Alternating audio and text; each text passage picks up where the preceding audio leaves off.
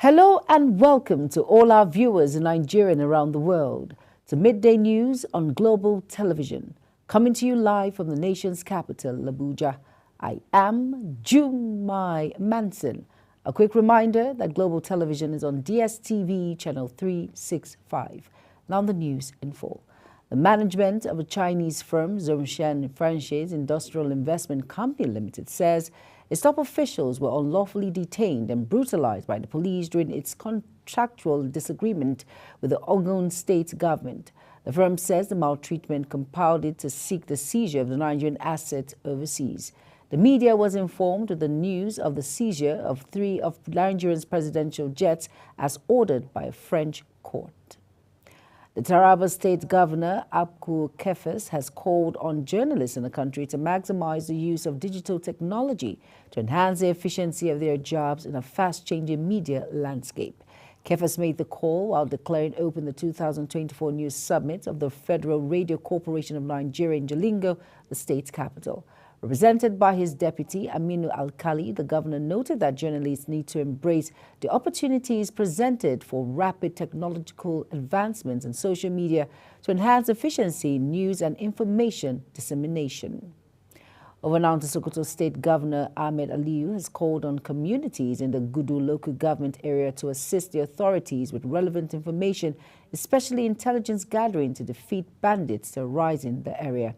Aliyu gave the charge while addressing the people of the area who came out to receive him on a thank-you visit to the area.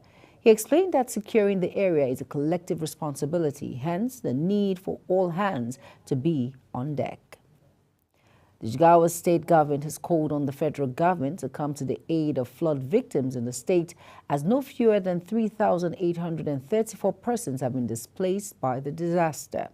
Executive Secretary of the State Emergency Management Agency, Dr. Haruna Mariga, made the call in Dutse, the state capital, while speaking to newsmen on the update on the flood which ravaged 12 local governments. He says the call was necessary in order to ameliorate the suffering and hardship being experienced by the numerous communities in the 12 affected local government areas.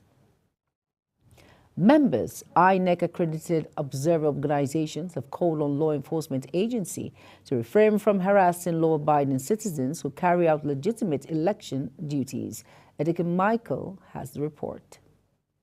The group, convened by Center for Credible Leadership and Citizens Awareness, emphasized the importance of impartiality and neutrality from Independent National Electoral Commission. The convener and Director General of the Center, Nwambu Gabriel, urged security agencies to desist from unjust detaining of voters and public harassment throughout the electoral process. But all the same, we also believe that notifying the police and other law enforcement agents to be up to their game is our duty as Nigerian citizens. So we are not foreseeing, but what we are saying is that based on the track record, based on the occurrences that have followed, the pre-election observation we have done, we believe that Edo State is a place that is known as a flashpoint state. He further called on judiciary to be guided by the provisions of the Electoral Act 2022 and never to allow their antics of political interfere with their decisions. There is no other way an election could be conducted as at today, bearing in mind the provisions of the Electoral Act 2022.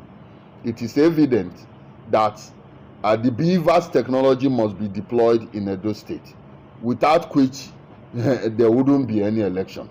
In fact, voting without a BVAS authentication amounts to an offense. The Edo gubernatorial election is scheduled for September 21st, 2024. Edeke Michael, Global TV News. In line with the directive of Governor of Edo State, Godwin Obaseki, the Edo State Universal Basic Education Board has recruited 5,500 teachers. The executive chairman of Edo, Subeb Ozave Salami, in Benin, the state capital, says the recruitment is to fill teachers' gap and boost teaching and learning in schools.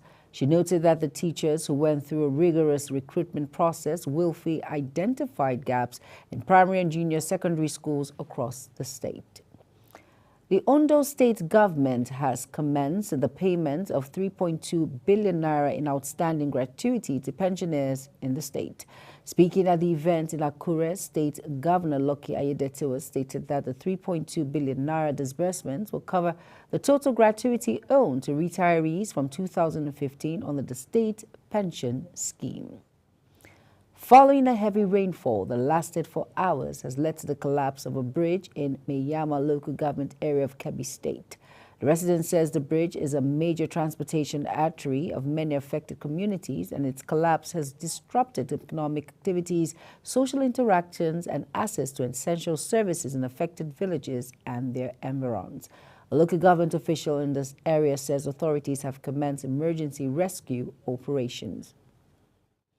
The Senate tackled one of its members, Senator Semale Akau, over his claim of receiving 21 million naira monthly in salary and allowances. The Senate spokesperson, Yama Abdurrahmadu, says Kawi's claim was not true. The controversy around the alleged humongous pay of the National Assembly members came to the force once again after President Olusegun Obasanjo at the weekend says the lawmakers fixed their own pay. Following the notice of an impending protest by the aviation union in the country, the Minister of Aviation Aerospace Development, Festus Keyamo, has appealed to the workers for calm, promising that the federal government will find a lasting solution that balances both the fiscal need of the government and the operation requirements of the aviation agencies.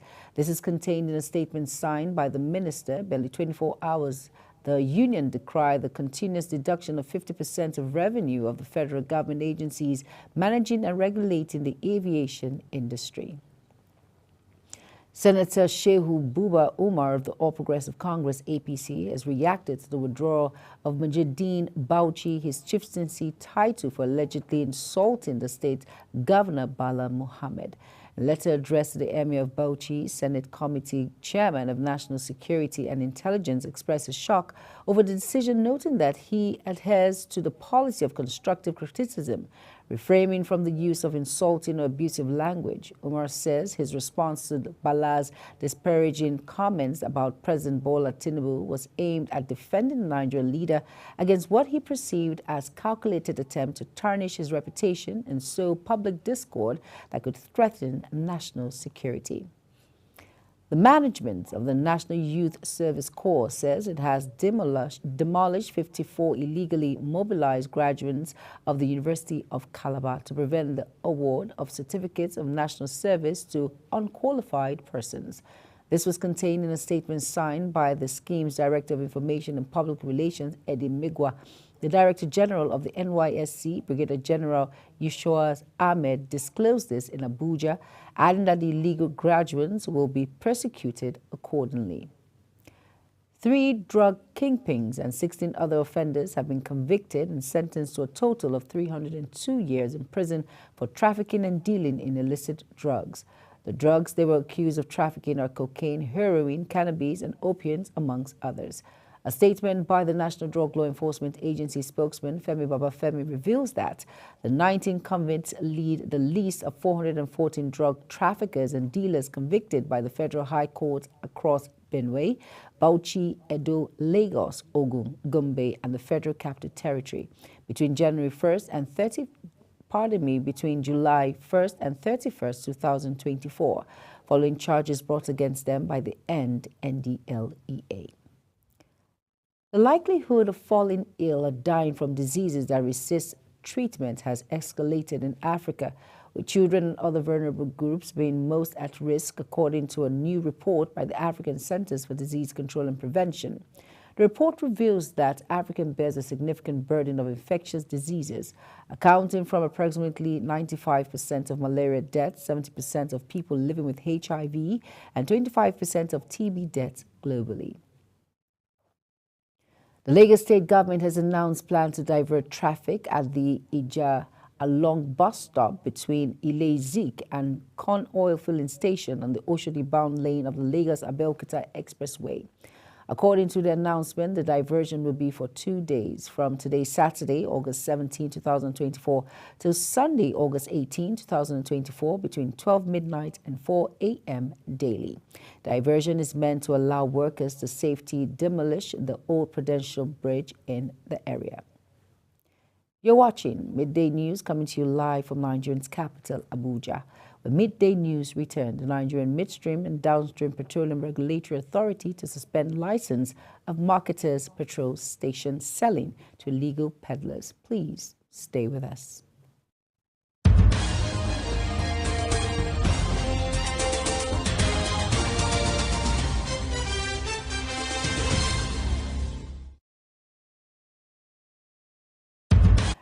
You're welcome back, and if you're just tuning in, this is Global Television bringing you live broadcasts of the Midday News.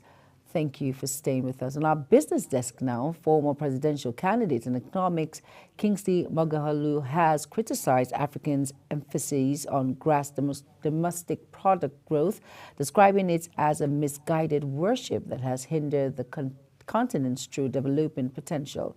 In a statement via X, Moghalu argued that the focus on GDP alone has stunted Africans' progress, calling for a shift towards a more comprehensive approach to development. He emphasized the need for an indigenous mindset or world view that prioritizes African development from within. The Nigerian Midstream and Downstream Petroleum Regulatory Authority has issued a stern warning to filling stations and fuel marketers against unlawful sale of premium motor spirit, PMS, commonly known as petrol, to legal roadside peddlers. In a post on X and through a directive issued after a closed-door stakeholders meeting with major retail outlet managers in the Federal Capital Territory, FCT, warn that non-compliance will lead to the suspension of licenses. The agency stated on X that filling stations must refrain from supplying fuel to illegal peddlers, warning that failure to comply will result in the suspension of their retail licenses. The Federation Account Allocation Committee has distributed a total of 1,358 trillion naira among the federal government, states, local government councils for the month of July.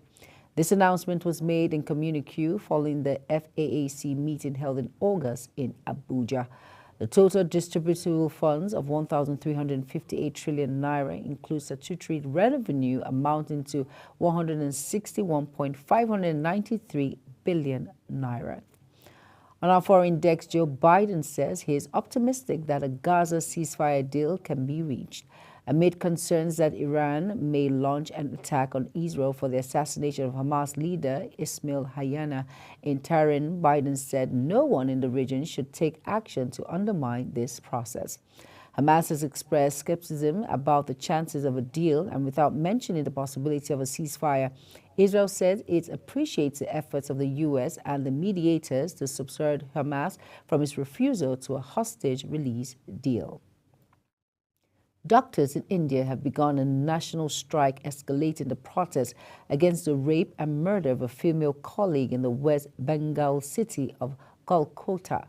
The Indian Medical Association, the country's largest grouping of doctors, says all non-essential hospital services will be shut down across the country. The IMA described last week's killing as a crime of barbaric scale due to the lack of safe spaces for women and asked for the country's support in the struggle for justice. In sports, Nigerians representatives in this year's Confederation African Football Champion Club competitions, Enugu Rangers, Remo Stars, Eyimba, and El Kanemi Warriors will get $50,000 each as participation fee in the preliminary stages of the Championship League and Confederation Cup. Nigerian champions Enugu Rangers and runners-up Remo Stars are representing the country in the Champions League, while Eyimba, who finished third in NPFL and present Federation Cup winners El Kanemi Warriors, are competing in the Confederation Cup. And that's it on Midday News, and it came to you live from Nigeria's capital, Abuja. Remember, we're on DSTV channel 365 and Star Times channel 276. Kindly follow us across all social media platforms by using the Global TV engine and the handles now showing on your screen. I am Jumai Manson. Thank you for watching. Good afternoon.